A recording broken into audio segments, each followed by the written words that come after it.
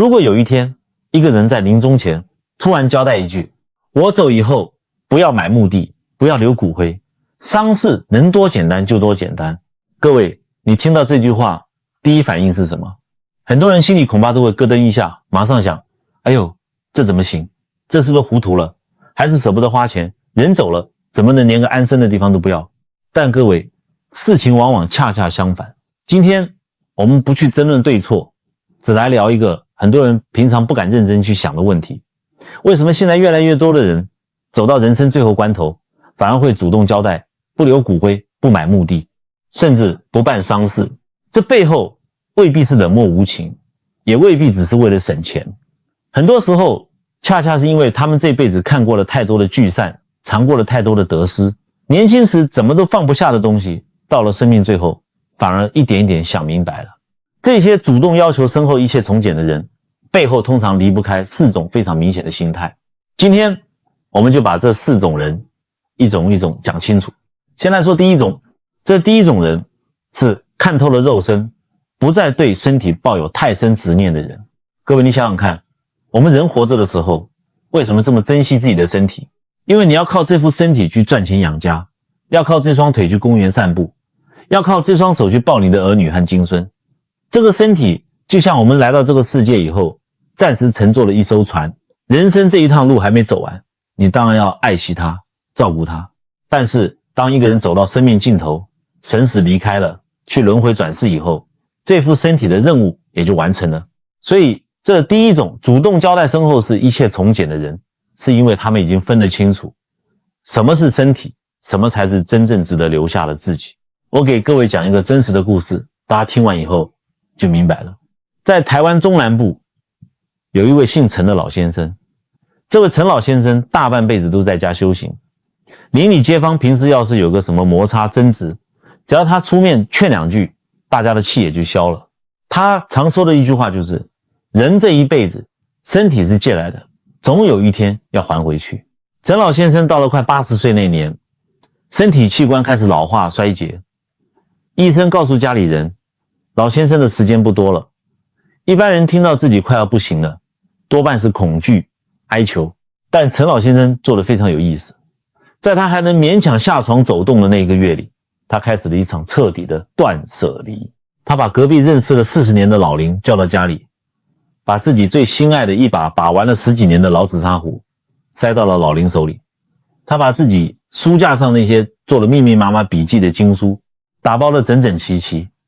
送给了社区里一个爱读书的年轻人。甚至连他平时穿的几套还算8成新的西装，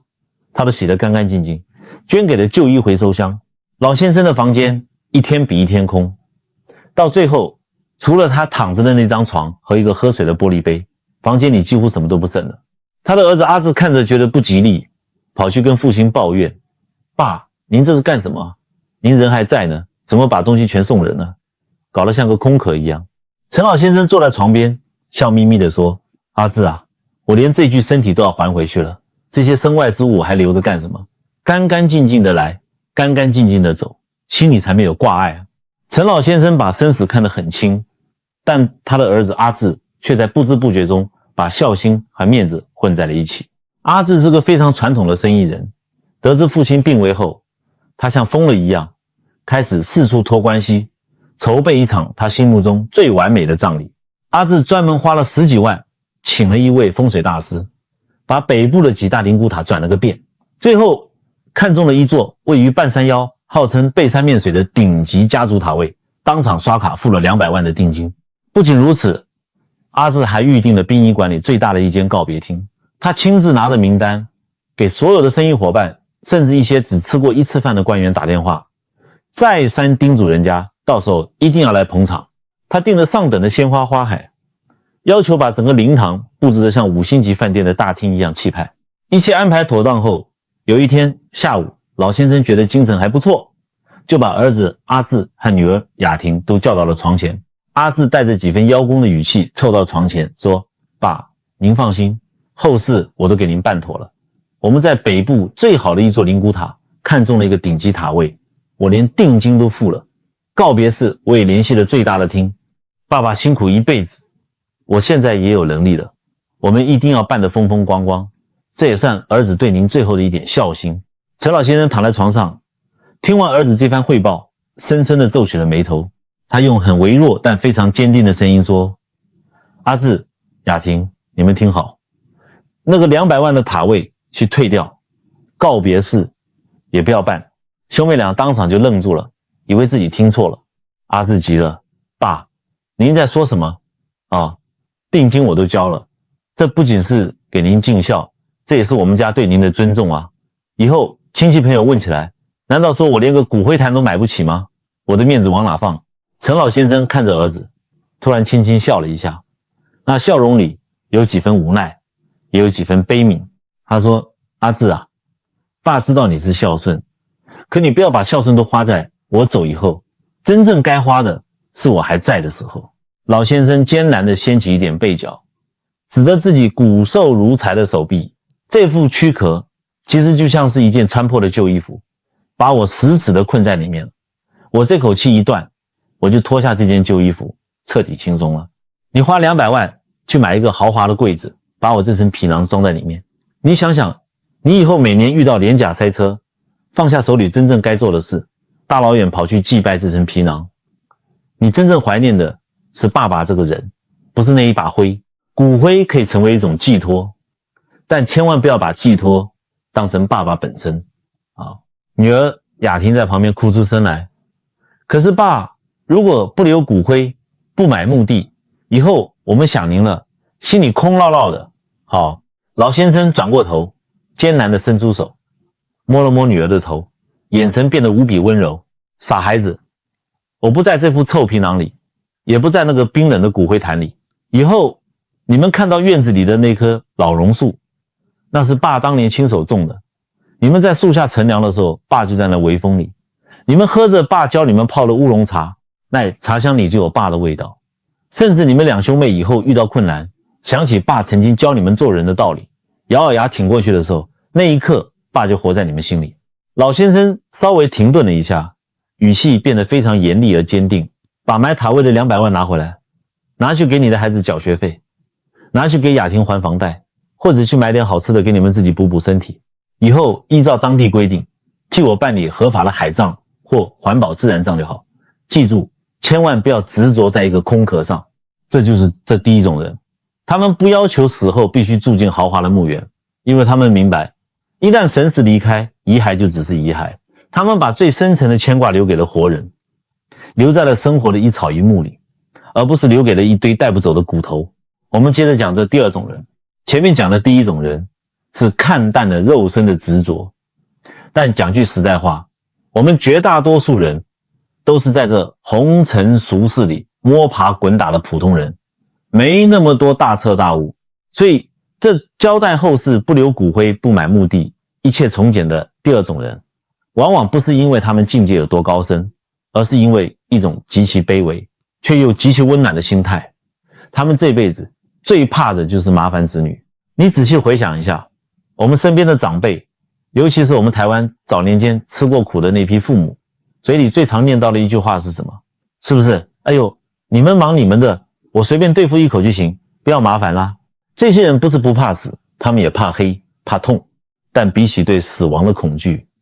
他们更怕的是孩子为了照顾自己要请假扣薪水，怕孩子为了付丧葬费去四处借钱，更怕兄弟姊妹为了这笔钱谁出白包怎么分而翻脸吵架。所以他们宁愿委屈自己，也要把后事安排得越简单越好。这种老人家，他们最让人心疼的地方不是临终时的洒脱，而是他们一辈子都舍不得把1毛钱花在自己身上。在云林乡下有一位林阿嬷，30多岁就守寡了，靠着在菜市场卖自己种的青菜去帮人家洗碗打零工，硬生生的把2儿1女拉拔长大。林阿嬷这辈子有多节省，家里的那台老冰箱用了快20年，胶条都老化了，门关不紧还要贴一层厚厚的胶带，漏水漏得厨房地板常常是湿的。大儿子阿国实在看不下去，说：妈，这台冰箱太老旧太费电了，我明天带你去电器行买台新的好不好？林阿嬷一听，头摇得像拨浪鼓，买什么新冰箱？ 15000不是钱啊，这台还会冷就好了，底下垫个抹布吸水一样可以用，不要乱花钱。每年过年，3个孩子心疼母亲，每人包了个厚厚的红包给他。林阿莫笑眯眯地收下，结果等孩子们初3开车回台北的时候，打开孙子的书包一看，里面夹着几个褪色的旧红包袋，正是孩子们包给阿莫的钱，1分不少，全被他偷偷塞了回来。里面还夹着张用日历纸写的字条，你们有房贷要缴，孩子补习也要钱，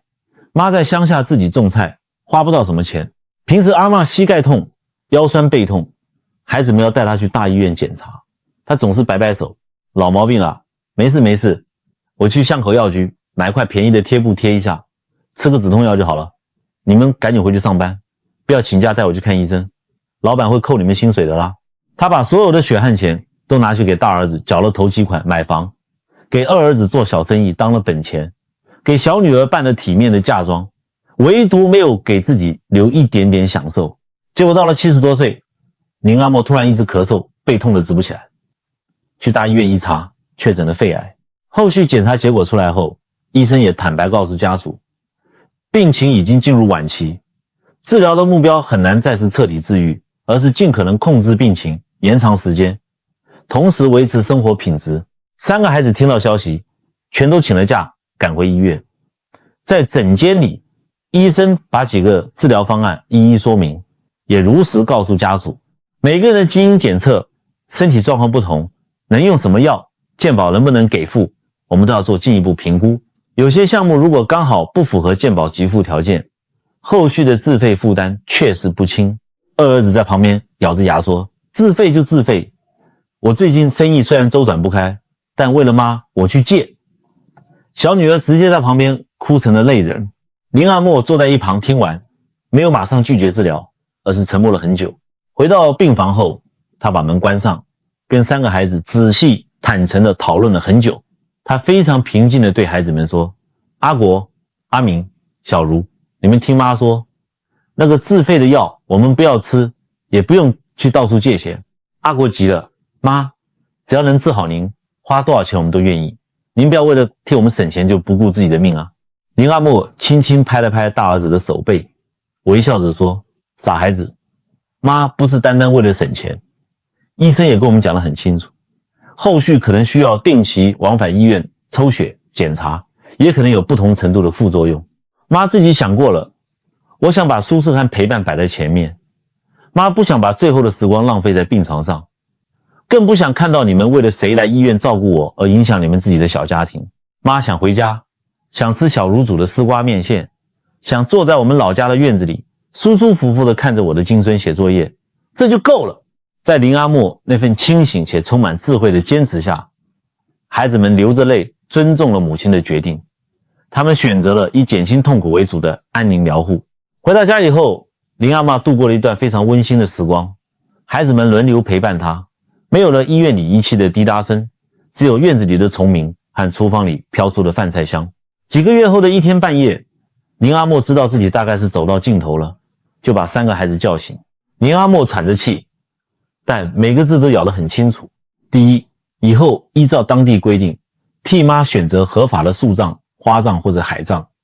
妈不一定要占一个塔位，妈这辈子省惯了，住不惯那么贵的房子，也不想你们为了买墓地去花冤枉钱。看着孩子们哭得说不出话，林阿莫稍微放缓了语气，继续说，第二，不要搭灵棚，不要发讣文，更不要收人家的白包。你们收了人家的钱，以后人家家里有事，你们还得还回去。妈不想自己走了，还给你们留下还不完的人情债。只要你们兄妹3个在妈撒骨灰的时候，真心的叫我一声妈，妈这辈子就心满意足了。第三，林阿莫把3个孩子的手紧紧攥在一起，这是他最后的嘱托。办完妈的后事，你们3兄妹绝对不能因为1分钱吵架。妈没有留下什么财产，只有这间破老家，你们好好的互相照顾，妈在那边也就安心了。交代完这3部遗嘱，没过几天，林阿莫在家里非常安详地闭上了眼睛。各位老朋友，我们摸着良心想一想，这种主动要求不留骨灰、不买墓地、一切从简的老人家，他们是真的无情吗？不，他们是太有情了。他们就像是一根蜡烛，活着的时候燃烧自己，照亮孩子，等烧到了尽头，他们连一滴蜡油都不愿意滴在孩子的桌子上，生怕弄脏了孩子未来的生活。可是各位，讲到这里，我还要替做儿女的讲一句话，父母什么都说不要麻烦，听起来很伟大，可有时候也会让孩子留下一辈子的遗憾。你想想平时的生活场景，老人一直打电话说工作要紧，不用回来，不用花钱给我买东西，我身体没事啦，结果孩子真的没回来。等到老人突然走了，孩子却会在每一个深夜里痛哭流涕，心里一直想，如果那一天我没有听妈的话，坚持回去陪他吃顿饭就好了。所以真正成熟的爱，不是我永远不麻烦你，而是该让你尽孝的时候，我也愿意接受你的爱。这就是我们要讲的第二种人，一辈子最怕麻烦子女，把所有的爱都留给后代，在最后关头活得比谁都清醒的慈悲长者。各位老朋友，我们接着往下讲。前面讲了看淡肉身的，讲了心疼儿女的，接下来这交代后事一切从简的第三种人非常有意思，他们往往是在家族里挑大梁的人。这第三种人是因为这辈子经历过太多次生离死别，所以彻底看透了，不再迷信所谓的排场。很多人没有真正经历过至亲离世，在他们的脑海里，办丧事就像是一种必须要完成的家庭任务，别人怎么做我们就得怎么做，这叫规矩。但是你如果去问那些在短短几年内连续送走过好几位长辈的人，你问问他们最真实的感受是什么，他们心里常常会冒出一个大大的问号。我们每天忙得像个陀螺一样，到底是在送走里面躺着的那个人，还是在做给外面站着的活人看？我认识一位林先生，他在15年内连续送走了家里的3位至亲。他跟我讲过他送走父母的真实经历，我听完非常感慨，里面的生活细节可能很多老朋友都感同身受。林先生送走的第一位至亲是他的父亲，那年林先生才30多岁，刚在社会上站稳脚跟，家里也完全不懂丧葬的规矩。父亲突发心肌梗塞，半夜在医院抢救无效走了。林先生一家人还在太平间里抱着，哭得撕心裂海葬，外面的各种规矩就已经像潮水一样压过来了。第二天，家族里的长辈各路亲戚全来了，七嘴八舌，这个长辈指着鼻子训话，这个接体的仪式不能少啊，少了对长辈大不敬，会影响你们后代风水的。那个隔房的叔叔又酸溜溜的说，人家隔壁老李走的时候，做法事的施工请了3团，你们家好歹也是做生意的，要是连个像样的纸扎别墅都不烧，以后走出去很难看的啦。林先生本来就已经悲痛欲绝了，结果呢，他的悲伤被硬生生的打断了。接下来的整整1个月，他没有一天睡眠超过3个小时。凌晨要接葬仪社的电话，确认棺木的尺寸、寿衣的款式，白天要拿着死亡证明跑户政事务所办理死亡登记、除户手续，要订告别式的场地，要挑几万块钱的花海布置，要听着别人推销选什么材质的骨灰坛才显得有面子，甚至连发讣文这种事都要小心翼翼地核对名单，生怕漏了哪个不常走动的亲戚，落人口实。到了告别式那几天更是荒唐，林先生穿着粗糙的校服跪在灵堂旁边作为家属打理。夏天的灵棚里闷热无比，他的膝盖跪得失去了知觉，眼睛熬了通红。他看着前来上香的人一波接着一波，有的甚至生意场上根本没见过几次面的点头之交，连他父亲叫什么名字都叫不全。上完香就赶紧走到旁边去抽烟聊天，他在前面跪着磕头，后面棚子里办桌请客。有些不怎么亲的亲戚一边嗑着瓜子，一边还在嫌弃，哎呦，今天这桌菜不行啊，海鲜不够新鲜，你看那个花圈摆的位置都不对，到底懂不懂规矩啊？林先生跟我说，他当时跪在父亲的遗像旁边，听着震耳欲聋的诵经声，闻着呛人的劣质香火味，看着满院子喧闹的人群，他的心里突然冒出一句话，这里这么吵，到底谁才是真的在送我爸爸？那一场丧事办下来花了快200万，林先生不仅花光了当时的积蓄，还透支了所有的精力。最可怕的是，他发现自己连好好静下来想念父亲，痛痛快快哭一场的时间都没有。悲伤硬生生的被变成了一场疲于奔命的表演。10年后，林先生的母亲也走了。有了上一次的教训，再加上母亲生前的嘱咐，这一次林先生顶住了所有亲戚的压力。他逢人就说，我妈生前交代了一切从简，不发讣文，不收白包，不做期，不办公祭。亲戚们的心意我们心领了，但丧事我们自己办。那些亲戚在背后骂得多难听啊，说林先生越有钱越抠门，连老母亲的最后一层都要省。林先生根本不理会，他没有搭那种占满整条街的大灵棚，也没有请什么施工诵经团，他只租了一个很小但是采光很好的告别式，没有几万块的花海，只有母亲生前最喜欢的一束百合花，没有外人，只有他们两夫妻、孩子，还有几个真正和母亲交心了一辈子的老姐妹。那天告别式里没有震耳欲聋的诵经声，安静得很，大家拉了几张椅子围坐在母亲的灵柩旁。很多人听到这里可能会问，这么简单难道不等于冷清吗？老人家走得这么安静，连个热闹的排场都没有，会不会显得太凄凉了？各位，林先生本来心里也有点内疚，怕委屈了母亲，可是做着做着气氛变了，大女儿突然红着眼眶笑了，打破了沉默。阿妈以前最省了，去哪里都舍不得坐计程车，说起跳价太贵，每次都要在太阳底下等半个小时的公车，有一次还中暑了。老婆也抹着眼泪接话，是啊，妈其实是刀子嘴豆腐心，每次骂完我们转头就去厨房炖了一锅她拿手的卤肉，那个味道我试了几百次，这辈子都学不会。林先生也握着母亲冰冷的手，眼泪终于忍不住吧嗒吧嗒往下掉，哽咽着说，妈，小时候我不懂事，没少挨您的藤条，现在我当了爷爷，我才知道您当年一个人拉扯我们有多不容易。那一天几个人在这个小房间里，没有外人打扰，没有面子上的应酬，大家一边哭一边笑，讲了整整一个下午的往事。那些记忆就像幻灯片一样，清清楚楚地印在每个人的脑海里。林先生突然发现自己的心被填得满满的，他没有感到那种应付差事的疲惫，只有一种深深的释怀与平和。他终于明白了一个道理，简单绝不等于冷清。一场丧礼真正需要的不是多大的排场，不是烧了多少纸钱，而是一个让活着的人能够不受打扰，好好告别，好好流泪的空间。各位，丧礼到底是办给谁看的？我们绝不是说丧礼没用，丧礼有它的意义，它是对逝者的尊重，是给家属一个情绪的出口。所以我们不能极端的说仪式都是骗人的。有的家庭几十个亲人一起送老人最后一程，那份热闹本身就是家族凝聚的爱。有的人信佛信道，诵经的声音能让他心里感到安定。还有人坚持传统仪式，是因为那是他与父母共同的信仰。所以重点从来不是简单一定高级，隆重一定虚荣，而是你要问问自己，你做这个仪式到底是因为心里真的需要，还是因为怕别人说话？记住今天这句金句，形式应当服务感情，而不是让感情去服务形式。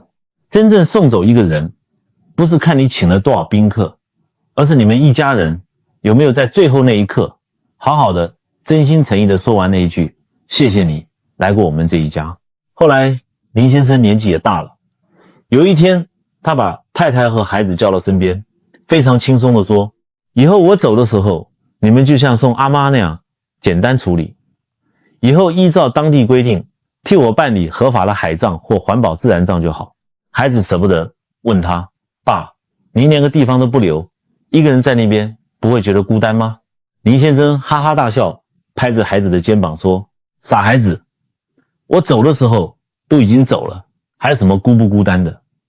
倒是你们活着的人，千万不要为了我怎么下葬怎么分家产去吵架。你们活得和睦，我在天上看着才热闹。这就是见过大风大浪之后剥离了所有虚荣与面子，留下了最纯粹的智慧。前面我们讲了3种人，看透身体的，心疼儿女的，还有不再迷信排场的。接下来我们要讲这第4种人。第一种人是不执着于肉身，觉得身体只是一件带不走的旧衣服。而第4种人放下的是另一种更隐蔽更难察觉的东西，存在感。他们是不再要求后代永远记得自己的名字。我看过大半辈子的风水，经常遇到一些大老板生前花几千万去买风水绝佳的墓园，还要请最好的工匠，用最贵的石头立一块大大的墓碑，上面把自己的名字、生卒年月，甚至自己这辈子创办了什么公司，捐过多少钱的生平事迹，刻得清清楚楚。为什么人活到一定年纪，最难放下的，其实往往不是银行里的存款，不是手里的权利，而是心里的一个极度深层的恐惧。别人以后还记不记得我？你想想看，自古以来，人死了为什么要立碑？为什么要修祖坟？逢年过节为什么要子孙跋山涉水去扫墓，去除草？说穿了，背后隐藏的是全人类共同的一个软弱和愿望。我曾经来过这个世界，我好害怕被忘记，请你们一定要记住我。我们总觉得只要一块刻着名字的石头还在，只要还有人去烧香磕头，我们就仿佛还存在着。所以如果一个人在临终前连留下一个固定的位置让后人凭吊这种执念都放下了，连骨灰都不留了，这说明什么？说明这个人已经想通了一个最赤裸裸的现实真相，记忆是不能强求的。与其跟活人去抢一块冰冷的地皮，不如坦然接受自己的离开。我用一个典型的故事给各位展开讲。这位老同行，我们姑且叫他杨师傅。在我们台湾中部，杨师傅那是神仙一般的人物，他手里拿着一把祖传的罗盘，这辈子踩遍了台湾的百岳名山。哪个富豪想找风水宝地庇佑子孙，哪个大家族要修祖坟，都要捧着重金排着队去请杨师傅去寻龙点穴。同行们私底下都传说杨老头这么精明，看了这么多年的地，深谙阴阳八卦的玄机，他肯定早早就在哪个深山老林里为自己寻得了一处能保佑子孙大富大贵、出将入相的顶级好穴。大家都瞪大眼睛等着看这位老前辈最后到底会葬在哪一个惊世骇俗的风水宝地。但在杨师傅80多岁病重快要走的前几年，他曾经带着几个关门弟子进了一趟深山。那一次杨师傅不是去点穴，而是去探坟。他在前面的山路上拄着拐杖走得飞快，几个年轻的徒弟在后面背着装备，累得气喘吁吁。徒弟问师傅，这荒山野岭的连条路都没有，我们到底要去看什么？杨师傅头也不回地说，带你们去看一个当地一个曾经非常富裕的大家族当年修的一座顶级龙穴。一行人拨开齐腰深的荆棘和茅草，走了整整3个小时，终于在半山腰的一处平地停了下来。杨师傅拿着砍刀劈开前面密密麻麻的藤蔓，一座极其庞大的古墓出现在徒弟们的眼前。那是一座极其讲究的家族大墓，从残存的轮廓还能看出当年有多么辉煌。占地几百坪，左边的山脉像一条青龙蜿蜒而下，右边的地势像白虎般驯服。正前方不仅有暗山，还有一条极其漂亮的玉带水。用风水学的话来说，这叫左青龙右白虎，前有罩后有靠，是真正的聚宝盆，万里挑一的绝佳风水局。可是当徒弟们走近一看，所有人都倒吸了一口冷气。这座曾经耗资千万、风水绝佳的豪华大墓，如今已经彻底变成了一片废墟。墓道两旁原本威风凛凛的石狮子，全被青苔和鸟粪覆盖。极其昂贵的大理石墓碑，早就被地震和风雨弄得裂成了3块，上面刻着的名字，早就风化的连一个偏旁部首都认不出来了。最惨的是，墓室的正上方，不知道哪年被盗墓贼炸开了一个大洞，黑漆漆的洞口甚至成了野狗和毒蛇的窝。徒弟们大惊失色，师父，这风水局这么好，他的子孙难道就没有一个人来管管吗？怎么破败成这个样子了？杨师傅站在那个漆黑的洞前，长长的叹了一口气，管？谁来管？杨师傅指着那些比人还高的野草，语气沧桑地说，后来家道中落，子孙陆续离乡，这座墓也渐渐无人整理。当年以为可以保佑子孙万代富贵，以为每年会有成群结队的子孙来给他磕头。可是呢，这座被他寄予厚望的豪华大墓，整整几十年，没有一个人来扫过一次墓，没有一个人来烧过一炷香。杨师傅转过身，看着那群还没参透生死的徒弟，说出了一句让他们记了一辈子的话，你们记住，再好的风水宝地也敌不过人世的变迁，再坚硬的石头也敌不过时间的风化。几年后，杨师傅80多岁，卧病在床，真的快要走了。那天他的几个大徒弟都守在病床边，拿好纸笔，准备记录师傅最后的遗言，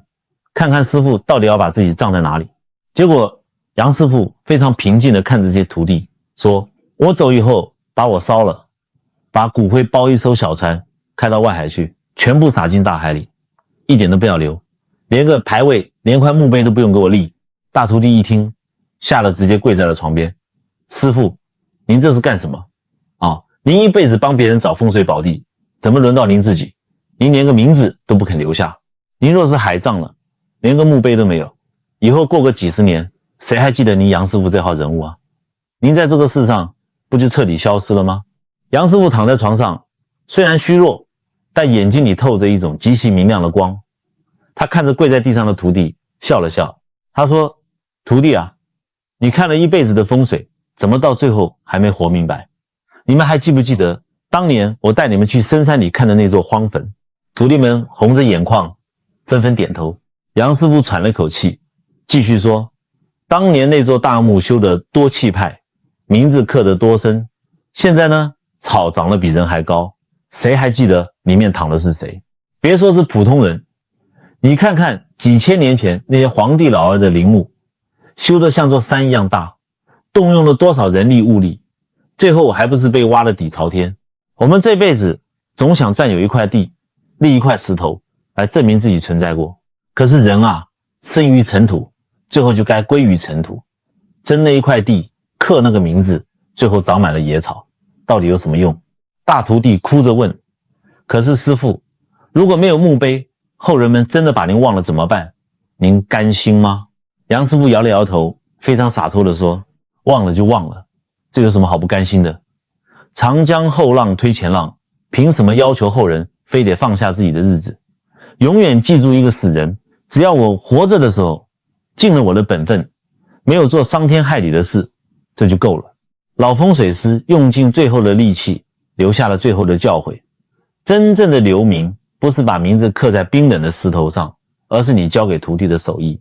是你帮过的人心里记着你的好。我不要求我的孙辈、曾孙辈永远记得我的名字，因为他们有他们自己的人生要过。墓碑可以寄托思念，但千万不要让这份寄托变成后人的负担。各位老朋友，听完杨师傅的故事，你们心里是不是突然亮堂了？一个人真正的价值，不在于死后占多大一块地，不在于墓碑上刻了多少字，而在于他活着的时候有没有实实在在的发过光、散过热。这种不强求后代记住自己，不跟活人抢地方的坦荡，这第四种人的通透就体现在这里。别去纠结死后有没有人扫墓，有没有人记得你，只要你在世的时候好好爱过你的家人，认真活过每一天，哪怕以后你的名字在这个世界上彻底消失了，你这一生也已经足够圆满了。今天我们讲了这么久，盘点了交代后世一切从简的4种人，我们静下心来回顾一下。第一种人是看淡了身体，把肉身当成一件带不走的旧衣服，脱下就脱下了。第二种人是心疼儿孙，宁愿自己委屈，也舍不得让孩子花钱操劳，把爱全都留给了活人。第三种人是看透了排场，不愿意把悲伤变成一场做给外人看的表演。第四种人是不再执着于存在感，不强求后人永远记得自己的名字，坦然接受化归尘土。这4种人表面上看他们的心态各不相同，有的是出于慈悲，有的是出于洒脱，但各位有没有发现，他们其实都在用自己的选择向活着的人抛出一个最深刻、最直击灵魂的拷问：一个人离开这个世界以后，到底什么才值得留下？现在这个社会上，很多人来找我，一开口就是我想给我爸买一块风水宝地，您帮我看看哪块地能保佑我以后发大财当大官。每次听到这种话，心里都在长长的叹气。我看过太多极其荒谬的怪现象，有的人父母生前身体不好的时候，一年到头连个人影都看不见，父母在家里摔倒了没人扶，在医院吊点滴的时候连口热水都没得喝，一个人孤零零地看着天花板。结果呢，等到老人两腿一蹬走了，这个儿子立马跳出来到处借钱，花个100-200万买最贵的灵骨塔，请最有名的师公来诵经，灵堂前面摆满了比人还高的花海，哭得比谁都大声。你觉得他这是在尽孝吗？他这是在花钱买他自己的心安，他是在做给亲戚朋友看，是在掩饰他活着的时候没有好好尽孝的愧疚。现在我们不讨论死后应该住哪里，我要问问活着的人，问问你们自己几个极其现实的问题。各位，你们愿意花几百万去买一块死后的墓地，觉得这叫孝顺？可是当你的父母现在就好端端的坐在客厅里的时候，你愿不愿意好好陪他们吃一顿饭？你仔细回想一下你每天下班回家的场景，爸妈坐在沙发上看着那种重播了800遍的8点档连续剧，老父亲看你终于回家，抬头小心翼翼地问，今天上班累不累啊？厨房里还有热汤，要不要端给你喝？你很不耐烦地回一句，哎呀，你别吵啦，我很烦，我在外面吃过便当了。老父亲叹了口气，默默地转过头去继续看电视。你知不知道你爸妈可能从下午3点就开始去菜市场买菜、洗菜、炖肉，在沙发上干坐了一整个晚上，热了一遍又一遍的汤，就为了等你回来，能跟你说上这2句话，你连每天10分钟的陪伴都不愿意给，连一句谢谢妈，汤很好喝都不愿意说。等到哪天他们真的躺在加护病房里，插上了呼吸器，你才跪在床边哭着喊对不起，他们还能听见吗？但各位，我讲这些不是为了骂谁，我们很多人不是不爱父母，只是总觉得来日方长，总觉得那顿饭下星期再吃也可以，那句话过年再说也来得及。人最大的错觉就是觉得家里的灯会永远亮着，所以听完今天这段话也不用自责，父母还在就从今晚开始多做10分钟，兄弟姊妹还有联系方式就少计较一句，夫妻还睡在同一张床上，那声谢谢今天讲也不迟。只要你愿意先开口，很多已经动了多年的关系就有机会慢慢松动。我给各位讲个真实的兄弟故事。在我们台湾南部有一对亲兄弟，大哥叫阿荣，弟弟叫阿强。小时候家里穷到什么地步？冬天2个人盖一床破棉被，阿荣作为大哥早早辍学去工地做泥水匠，每个月把微薄的薪水寄回家，就为了供弟弟阿强念书。那个时候2兄弟的感情好，得穿一条裤子。弟弟在外面受了欺负，大哥二话不说就冲上去替他挨拳头。可是后来呢，2人各自成家立业了，人心却变了。10多年前，老父亲生病走了，在办丧事的时候，为了老父亲留下了一块不值钱的农地怎么分，加上妯娌之间几句添油加醋的闲话，2兄弟在父亲的灵堂前面大吵了一架，甚至动了手。从那一天起，整整10年，2兄弟住在同一个县城，却老死不相往来。逢年过节回乡下拜拜，只要阿强远远看到大哥的车停在门口，他二话不说掉头就走。10年曾经最亲的兄弟变成了最恨的仇人。直到后来有一天，大哥阿荣查出了肝癌末期，癌细胞已经扩散，住进了医院的安宁病房。阿荣知道自己时间不多了，他跟大嫂交代，我的后事一切从简，还有别通知阿强，千万别叫他来，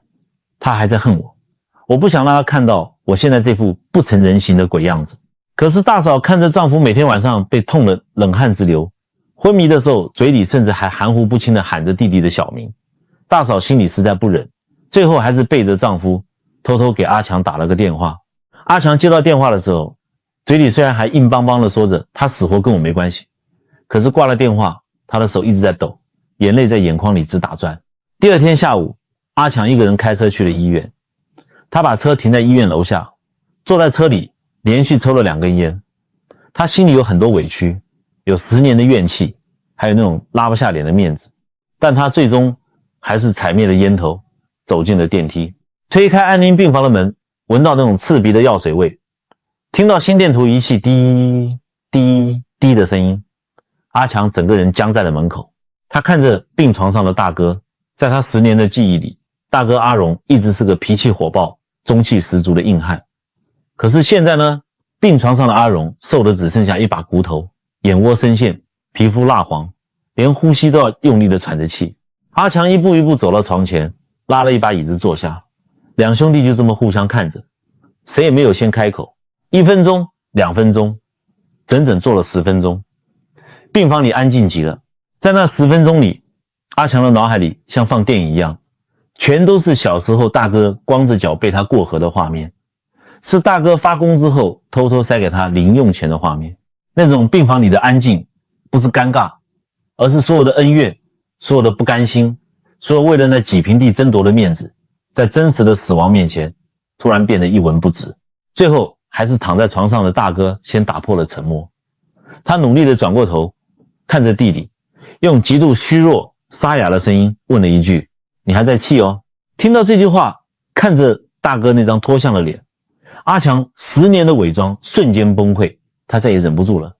眼泪吧嗒吧嗒地砸在手背上，他拼命摇了摇头，哽咽着像个做错事的孩子一样说：哥早就忘记为什么气了。两兄弟看着对方，突然都红着眼眶，像小时候一样笑出了声。10年的恩怨就像被针扎破的气球，瞬间烟消云散。临走前，大哥阿荣看着弟弟，用尽最后的力气留下了最后半句话：过年记得带孩子回家吃顿饭。没过几天，大哥安详地走了。弟弟阿强在送别大哥的时候，没有故人来嚎啕大哭，也没有搞什么大排场，他亲自捧着大哥的骨灰走在最前面，他的心里充满了悲伤，但却没有那种撕心裂肺的遗憾，因为他的心是平静的。各位老朋友，听完今天的故事，不知道你心里有没有多明白一件事：人这一辈子重要的往往不是你走了以后的仪式，而是你活着的时候已经把该和解的关系和解了，把该放下的恩怨放下了，把那句来不及说的对不起和谢谢趁着人还在亲口说出来了。因为有些话人还在的时候说出来是温暖，等人不在了再对着照片说就只剩遗憾。所以各位，目的只是给逝者留下一个安放身体的位置，但真正的大风水是一个人离开以后依然在活人的心里留下一个别人替代不了的位置。孩子想起你是温暖的，兄弟姊妹想起你是感恩的，曾经被你帮助过的人想起你还愿意说一句这个人啊心很好，这才是一个人真正留下来的东西。今天这一期讲得很长，但我想跟各位说，里面这些话不是为了让大家害怕死亡，更不是要大家去否定任何一种传统，恰恰相反，我是希望大家听完以后更懂得珍惜眼前还在的人，一家人能够平平安安，父母老有所依，夫妻彼此体谅，兄弟姊妹遇到事情愿意伸手扶一把，这就是一个家庭最实在也最难得的福气。最后，我也想在这里和大家结一份善缘，如果你也认同今天讲的这份洒脱与慈悲，我邀请你在留言区为自己也为家人留下一句祝福。你可以写愿家人身体健康，出入平安，也可以写愿得逢贵人，遇事顺遂，逢凶化吉，或者就留下最简单的一句心存善念，福报自来。不要小看这一句话，当一个人留下一个善念，10个人留下10个善念，100个人留下100份祝福，这些温暖汇聚在一起，就是我们这个频道最珍贵的正向磁场。大家把这份善念汇聚在一起，这就是我们频道最强的正向磁场。祝福所有人家人平安，身体健康，心中有善，身边有请。我们下次见。